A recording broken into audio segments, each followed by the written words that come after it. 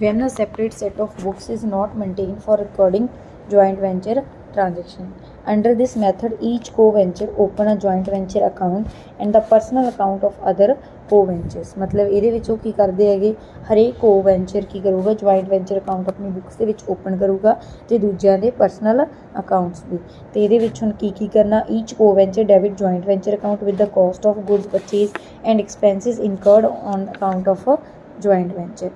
मतलब ਆਪਾਂ ਕੀ ਕਰਾਂਗੇ, ਜਿਹੜੇ ਵੀ ਕੋ ਵੈਂਚਰ ਆ ਉਹ ਜੁਆਇੰਟ ਵੈਂਚਰ ਅਕਾਊਂਟ ਨੂੰ ਡੈਬਿਟ ਕਰਨਗੇ, ਕਿਹਦੇ ਨਾਲ, ਜਿੰਨੀ ਕਾਸਟ ਆਫ ਗੁੱਡਸ ਪਰਚੇਜ਼ ਹੈ, ਐਕਸਪੈਂਸਿਸ ਹੈ, ਠੀਕ ਹੈ, on account of joint venture. ਮਤਲਬ ਐਕਸਪੈਂਸਿਸ ਵਗੈਰਾ ਨੂੰ ਕੀ ਕਰਾਂਗੇ ਆਪਾਂ ਡੈਬਿਟ ਸਾਈਡ 'ਤੇ ਲਿਖਾਂਗੇ। ਤੇ ਕ੍ਰੈਡਿਟ ਕੀ ਕਰਾਂਗੇ, ਇਜ਼ ਗਿਵਨ ਟੂ ਬੈਂਕ ਔਰ ਟੂ ਦਾ ਕ੍ਰੈਡੀਟਰਸ ਅਕਾਊਂਟ। ਮੰਨ ਲਓ ਗੁੱਡਸ ਪਰਚੇਜ਼ ਕੀਤੀਆਂ ਤਾਂ ਮੇਰੀ ਐਂਟਰੀ ਵੈਸੇ ਕੀ ਹੁੰਦੀ ਹੈ, purchases account debit to cash account. बस हम मैं परचेजिज की बजाय इत्थे की लिखूँगी, joint venture account debit to cash जा रहा तो कैश लिख दूँ बैंक दे विचों पेमेंट बैंक आ जाऊगा, ठीक है। ज़्यादातर आप बैंक च पेमेंट करते हैं, मान के चल रहे हैं। तो दूजा की आ जाओ इत्थे, फिर जे पेमेंट नहीं की तो क्रेडिटर अकाउंट आ जाओ। उस तो बाद अगे each co venture also debit joint venture account and credit the account of other को venture with cost of goods purchase and expenses incurred by the other को वेंचर। अगर किसी होर बंदे ने मतलब की कीता गा, पेमेंट करती है किसी चीज़ की, मतलब क्रेडिटर का तो आधार वाला सीगा, अगर किसी परसन ने पेमेंट करती है समान खरीदने वेले, ठीक है, तो एंट्री की बन जी joint venture account debit to other को वेंचर, क्योंकि कल नूं एक तरीके नाल उहनूं पेमेंट आपां करनी। जिवें पार्टनर पेमेंट कर दिंदा सीगा तो फिर पार्टनर का नाम इत्थे लिखदे सी ना क्रेडिट साइड ते, तो वो पार्टनर एक तरीके नाल को वेंचर हो गया। तो जॉइंट वेंचर अकाउंट नूं डेबिट कर दांगे असीं ना, जदों मतलब बुक्स अलग तो मेनटेन नहीं कीतियां हैगीआं। इहदे विच फिर की हो रहा, जिहड़े जॉइंट वेंचर नहीं मतलब लिखी जाना गा, क्योंकि आया तो समान साडे कोल काहदा गा, जे असी बिल्डिंग खरीदी है, कुछ भी खरीदिया काहदे वास्ते, जॉइंट वेंचर वास्ते खरीदिया। मेरे को आपदे बिजनेस स्पैशल चीज़ तो नहीं आई, जॉइंट वेंचर वास्ते, तो इस करके जॉइंट वेंचर नूं डेबिट कर रहे हैं। तो बाकी कैश बैंक वगैरह क्रेडिट हो रहा है उस अकॉर्डिंग। उस तो बाद की आ गया गा इहदे विच, when goods are sold on account of joint venture, तो फिर की करांगे, कैश नूं डेबिट कर दांगे, डैटर नूं डेबिट कर दांगे, अगर है ना कोई मान लो अपनी उधार ट्रांजैक्शन, तो जॉइंट वेंचर नूं की कर दांगे क्रेडिट कर दांगे। समझ लगी। उस तो बाद अगर कोई goods, if the goods are sold by other को venture, personal account of other को वेंचर इज डेबिटेड। अगर सेल किने कीती हैगी, अपने किसी होर परसन ने कीती हैगी, तो फिर इत्थे की आ जाऊगा, जे उहनूं आपां कीती हैगी तो फिर अदर को वेंचर का नाम डेबिट हो। उस तो बाद when any commission is receivable bye other को वेंचर, बाय द को venture, joint venture account is debited and commission account is credited. मतलब मान लो उन्होंने कमीशन मिलनी है तो फिर कमीशन की हो जाएगी, इनकम हो जाएगी, इनकम क्रेडिट हो जाएगी। तो किहदे तो कमीशन मिलनी है, उन्होंने कमीशन किहदे तो मिलनी है,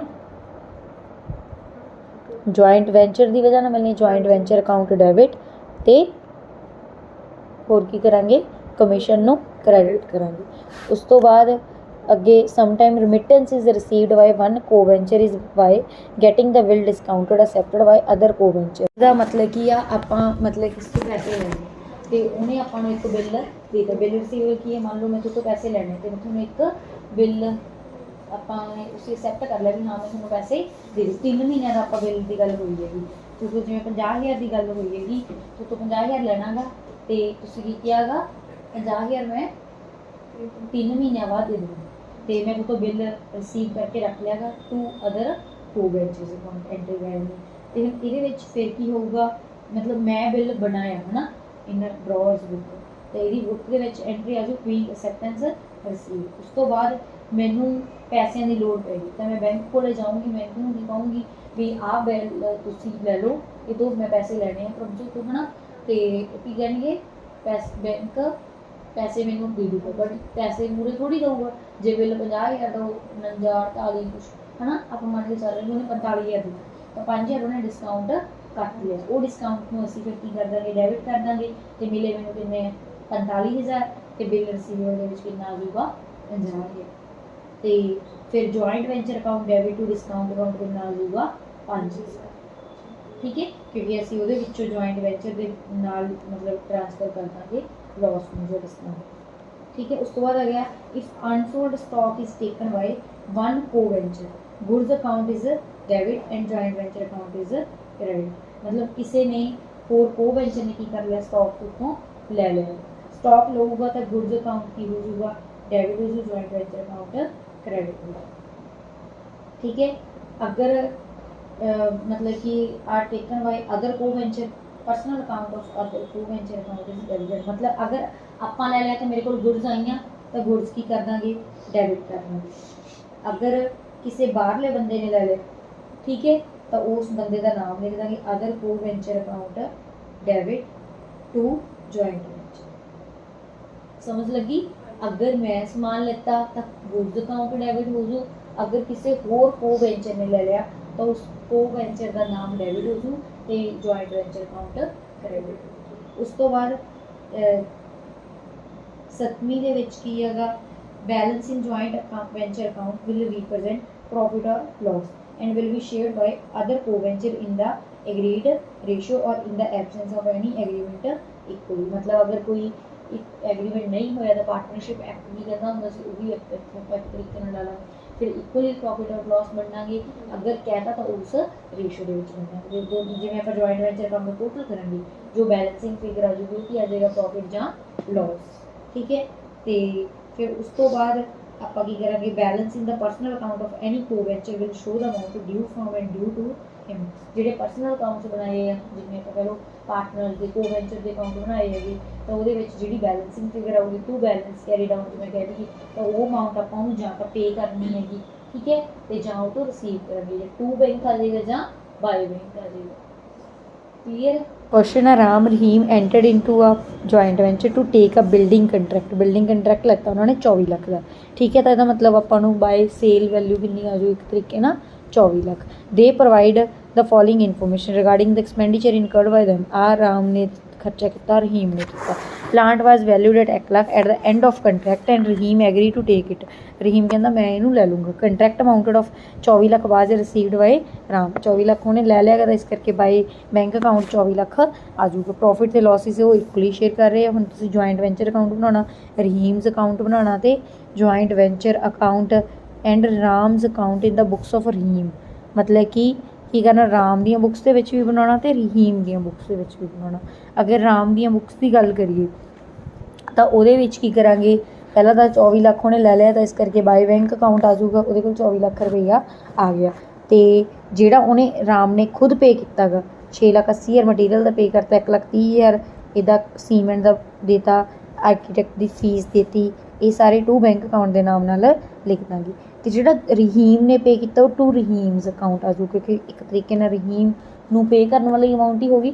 ਤਾਂ ਕੀ ਦਿੱਤਾ ਉਹਨੇ, ਮਟੀਰੀਅਲ ਦੇ 5 ਲੱਖ ਦਿੱਤਾ, ਸੀਮੈਂਟ ਦਾ 1,70,000 ਦਿੱਤਾ, ਬੇਸਿਸ ਦਾ 2,70,000 ਦਿੱਤਾ, ਲਾਇਸੈਂਸ ਫੀਸ ਦਿੱਤੀ, ਪਲਾਂਟ 2 ਲੱਖ ਦਾ, ਇਹ ਸਾਰੇ ਰਹੀਮਸ ਅਕਾਊਂਟ ਆ ਜਾਊਗਾ।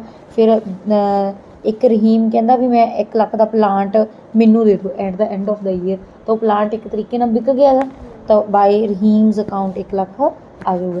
ਫਿਰ ਦੋਨੋਂ ਸਾਈਡ ਟੋਟਲ ਕਰਾਂਗੇ, ਜੋ ਬੈਲੈਂਸਿੰਗ ਫਿਗਰ ਆ ਜਾਊਗੀ, ਨੈਟ ਪ੍ਰੋਫਿਟ ਆ ਰਿਹਾ ਡੈਬਿਟ ਸਾਈਡ 'ਤੇ ਆ ਰਿਹਾ ਹੈਗਾ।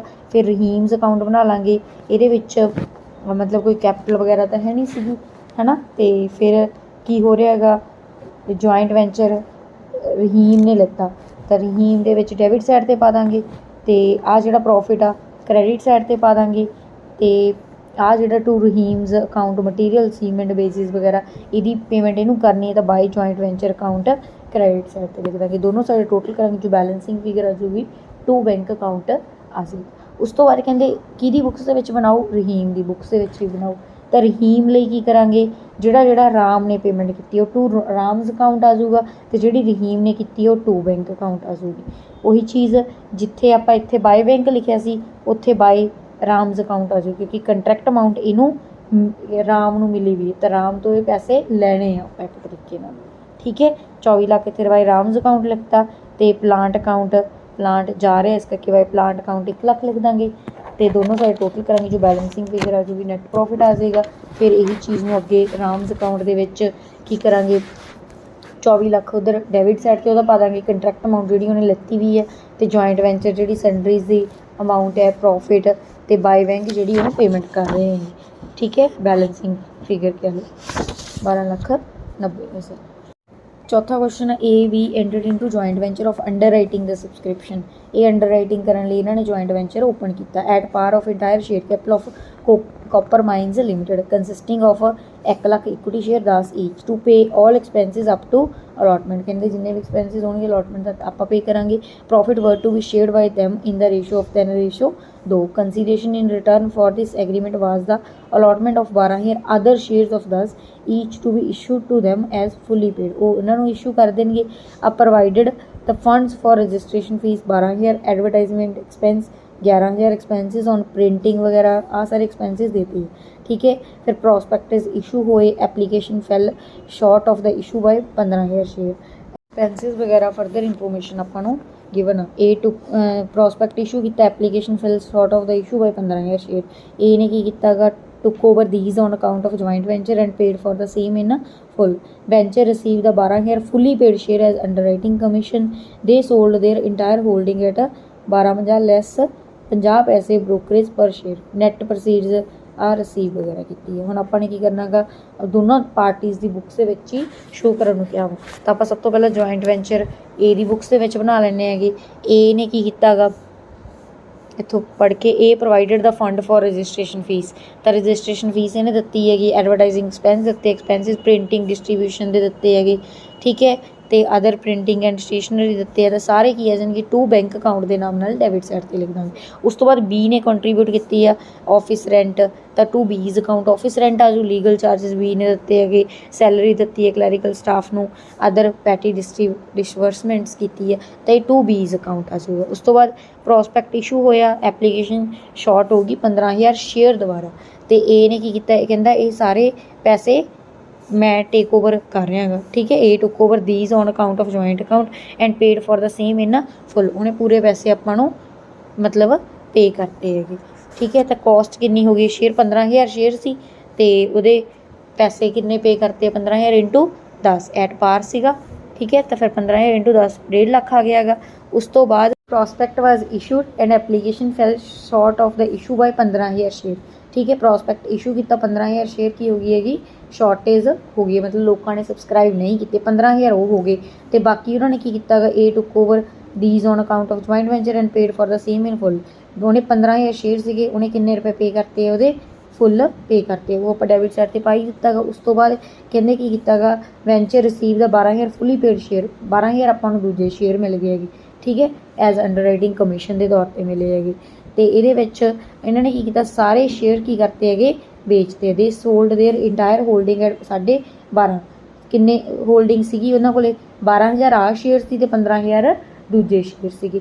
ਕਿਸ ਹਿਸਾਬ ਨਾਲ ਵੇਚੇ, 12.50 ਦੇ ਵਿੱਚੋਂ 50 ਪੈਸੇ ਮਾਈਨਸ ਕਰ ਦਾਂਗੇ ਤਾਂ ਟੋਟਲ ਕਿੰਨਾ ਆ ਜਾਊਗਾ, 12 ਰੁਪਏ ਨਾਲ ਕਰਾਂਗੇ 37,000 ਟੋਟਲ ਸ਼ੇਅਰ ਹੋ ਗਏ।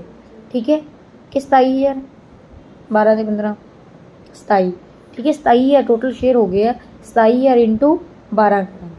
ਠੀਕ ਹੈ, ਅਤੇ ਉਹਦੇ ਵਿੱਚ ਫਿਰ ਅੱਗੇ ਇਹਨਾਂ ਨੇ ਕਹਿਤਾ ਨੈੱਟ ਪ੍ਰੋਸੀਡਸ ਵਰ ਰਿਸੀਵ, ਜਿਹੜੇ ਪੈਸੇ ਸੀਗੇ ਉਹ ਕਿਹਨੇ ਰਿਸੀਵ ਕੀਤੇ, ਏ ਨੇ ਤਾਂ 15 ਲਈ ਕੀਤੇ ਆ, ਬੀ ਨੇ ਕਿੰਨੇ ਲਈ ਕੀਤੇ ਆ 12 ਲਈ। ਤਾਂ ਫਿਰ ਇਸ ਕਰਕੇ ਜਿਹੜੇ ਆਪਾਂ ਕਿਹਦੀ ਬੁੱਕਸ ਆ, ਏ ਦੀ, ਏ ਨੇ ਕਿੰਨੇ ਕੀਤੇ ਸੀ 15, ਤਾਂ ਉਹਦੇ ਲਈ ਤਾਂ ਬਾਈ ਬੈਂਕ ਆਊਗਾ, ਜੇ ਬੀ ਨੇ ਕੀਤਾ ਤਾਂ ਬਾਈ ਬੀਜ਼ ਅਕਾਊਂਟ ਆ ਜਾਊਗਾ। ਠੀਕ ਹੈ, ਇਸ ਕਰਕੇ ਦੋਨੋਂ ਦਾ ਅਲੱਗ ਅਲੱਗ ਪਾ ਕੇ ਫਿਰ ਦੋਨੋਂ ਸਾਡੇ ਟੋਟਲ ਕਰਾਂਗੇ, ਜੋ ਬੈਲੈਂਸਿੰਗ ਫਿਗਰ ਆ ਜਾਊਗੀ ਟੂ ਪ੍ਰੋਫਿਟ ਆ ਜਾਏਗਾ। ਠੀਕ ਹੈ, ਪ੍ਰੋਫਿਟ ਅਗਰ ਜਿਹੜੇ ਬੰਦੇ ਦੀਆਂ ਬੁੱਕਸ ਹੈਗੀਆਂ ਉਹਦੇ ਲਈ ਤਾਂ P&L ਆਊਗਾ, ਅਤੇ ਜਿਹਦੇ ਦੂਜੇ ਆ ਉਹਦਾ ਨਾਮ ਆ ਜਾਏਗਾ। ਠੀਕ ਹੈ, ਬੀਜ਼ ਅਕਾਊਂਟ। ਫਿਰ ਬੀਜ਼ ਅਕਾਊਂਟ ਬਣਾ ਲਾਂਗੇ, ਜਿੱਥੇ ਜਿੱਥੇ ਬੀਜ਼ ਅਕਾਊਂਟ ਇੱਥੇ ਪਾਇਆ ਸੀਗਾ, ਜਿਵੇਂ ਇੱਥੇ ਬਾਈ ਬੀ ਆ, ਇੱਧਰ 2 ਜੁਆਇੰਟ ਵੈਂਚਰ ਆ ਜੂ, ਇੱਥੇ 2B ਸੀ ਉਹ ਬਾਈ ਜੁਆਇੰਟ ਵੈਂਚਰ ਆ ਜੂ, ਇੱਥੇ ਵੀ 2B ਪ੍ਰੋਫਿਟ ਦਾ ਸੀ ਉਹ ਵੀ ਬਾਈ ਜੁਆਇੰਟ ਵੈਂਚਰ ਆ। ਜੋ ਬੈਲੈਂਸਿੰਗ ਫਿਗਰ ਆ ਜੂਗੀ ਉਹ ਕੀ ਆ ਜੂਗਾ, ਬਾਏ ਬੈਂਕ ਅਕਾਊਂਟ। ਸੇਮ ਜਦੋਂ ਬੀ ਦੀ ਬੁੱਕਸ ਦੇ ਵਿੱਚ ਬਣਾਉਂਗੇ ਇਸ ਤੋਂ ਬਿਲਕੁਲ ਆਪੋਜ਼ਿਟ ਹੋ ਜਾਏਗਾ, ਜਿੱਥੇ 2 ਬੈਂਕ ਆ ਉੱਥੇ 2A ਆ ਜਾਏਗਾ, ਜਿੱਥੇ 2B ਆ ਉੱਥੇ 2 ਬੈਂਕ ਆ ਜਾਏਗਾ। ठीक है, A and B vowed a collection of stamp on a joint account. It was agreed that A should finance the transaction and should receive 7.5% interest on the sum provided from the date of purchase to the date he received his share of the proceeds, and B should sell the collection and should receive 5% of the amount realized. Any amount remaining thereafter be shared equally, and B was to bear any expenses paid by ਹਿਮ। ਆ ਆਪਾਂ ਨੂੰ further ਅੱਗੇ ਵੀ information ਦਿੱਤੀ ਗਈ। ਹੁਣ ਆਪਾਂ ਨੇ ਕੀ ਕਰਨਾ ਗਾ ਵੀ ਟ੍ਰਾਂਜੈਕਸ਼ਨ ਏ ਦੇ ਲੈਜ਼ਰ ਵਿੱਚ ਕਿਵੇਂ ਆਵਾਂਗੇ। ਏ ਦੇ ਵਿੱਚ ਜੁਆਇੰਟ ਵੈਂਚਰ ਅਕਾਊਂਟ ਬਣੂਗਾ ਅਤੇ ਬੀ ਦਾ ਅਕਾਊਂਟ ਬਣੂਗਾ, ਠੀਕ ਹੈ। ਅਤੇ ਹੁਣ ਇਹਦੇ ਵਿੱਚ ਏ ਅਤੇ ਬੀ ਨੇ ਕੀ ਕੀਤਾ ਗਾ ਮਤਲਬ ਕਲੈਕਸ਼ਨ, ਠੀਕ ਹੈ, ਬਾਏ ਕੀਤਾ ਗਾ ਸਟੈਂਪਸ ਦਾ।